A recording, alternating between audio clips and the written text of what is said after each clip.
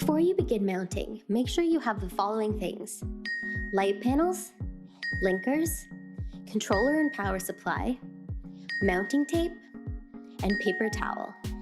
The first step is to clean your surface. Next, get your command tape and then stick one piece to every corner of your panel. Now make sure that you leave the ends of the tabs sticking out, or it will make it difficult to safely remove later. Place the panel firmly against the wall. Press and hold each corner for 30 seconds to make sure that the panel is firmly attached. Connect your controller to the panel so that going forward you can make sure that each panel is properly connected.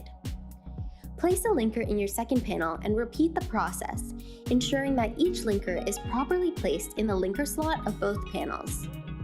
Repeat again until all of your panels have been mounted. It's very important that you follow these directions carefully when dismounting your panels to prevent any potential damage to your wall. Hold onto your panel, and with your other hand, pull the exposed tab of the command tape along the wall. Do not pull perpendicular to the wall or at any angle, or you will be risking damage. Pull along the wall until the tape is released from the panel, then repeat until all of your panels have been safely removed.